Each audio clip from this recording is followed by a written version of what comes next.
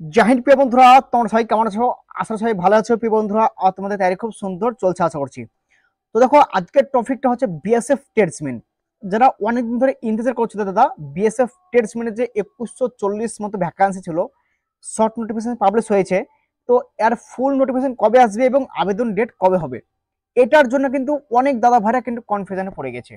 দাদা কবে আসবে, ভ্যাকান্সি কি আসবে না? শর্ট নোটিফিকেশন তো 3-4 মাস হয়ে গেল আসা। তো দেখো, তোমাদের ভ্যাকান্সিটা কিন্তু চলে আসতো, কেন আসে না ভাই?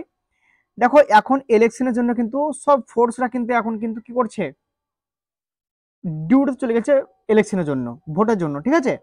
সেই জন্য কিন্তু এখন পাবলিশ করছে না। আমি যতদূর আপডেট পেলাম, ইলেকশনের পরে কিন্তু ভ্যাকান্সিগুলো সব রিলিজ করে দেবে। কেননা এখন এসএসসি জিডি কনস্টেবলের রেজাল্টও এতদিন পাবলিশ হয়ে যেত, ফিজিক্যালও শুরু হয়ে যেত ভাই এই মাস থেকে, ঠিক আছে। কিন্তু কেন পাবলিশ হচ্ছে না? পাবলিশ হচ্ছে না তার কারণ হচ্ছে এটাই যে এখন কোনো ফোর্স নেই ভাই। এখন কারা তোমাদেরকে মাঠ করাবে? এখন র্যালিগুলো কারা কন্ট্যাক্ট করবে? সব তো ফোর্স এখন কিসে গেছে? ইলেকশনের ডিউটিতে গেছে ভাই, ঠিক আছে। তাই একদিন মাথায় রাখবে, মেহনত করো ভাই, সফলতা তুমি 100% পেয়ে যাবে। ভালো জিনিসের জন্য একটু ইন্তজার করতে হবে ভাই, অত তাড়াহুড়া করলে হবে না। কারণ ডিফেন্সের চাকরি না, তাড়াহুড়া জিনিস নয় ভাই, ঠিক আছে। কি বললাম, ডিফেন্সের চাকরি করার জন্য ভাই তাড়াহুড়া করলে হবে না।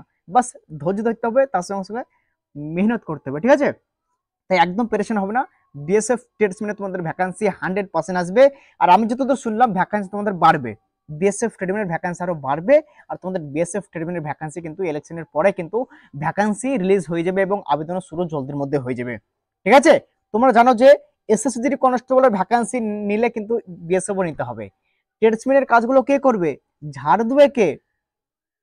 রান্না করবে কে? রুটি বেলবে কে? সেই তোমরাই বেলবে ভাই, ঠিক আছে। তো পেরেশান একদম হবে না, তোমাদের ভ্যাকান্সি জলদি আসবে, একদম পেরেশান হবে না। যেমন তোমাদের ভ্যাকান্সির অফিসিয়ালি নোটিফিকেশন পাবলিশ হয়ে যাবে, আমি জানিয়ে দেবো, টেনশনের কোনো দরকার নেই। তোমাদের একটা জিনিসই কমন ছিল দাদা, বিএসএফ ট্রেডমেন্ট কবে আসবে, সেই জন্য তোমাদের আপডেট দিয়ে দিলাম বন্ধুরা, কোনো অসুবিধা নেই। জলদি তোমাদের কিন্তু ইলেকশনের পরে ভ্যাকান্সি পাবলিশ হয়ে যাবে। যাদের 165 হাইট আছে তারা কিন্তু এখানে পার্টিসিপেট করতে পারবে, টেনশনের কোনো দরকার নেই। এবং মেয়েদের 157 সেন্টিমিটার হাইট হলে কিন্তু এখানে যেতে পারবে, ঠিক আছে। তো আজকের ভিডিও এখান থেকে ছিল বন্ধুরা। নেক্সট ভিডিও কোনো জবরদস্ত আপডেটের সঙ্গে মিলবো। জয় হিন্দ, জয় ভারত।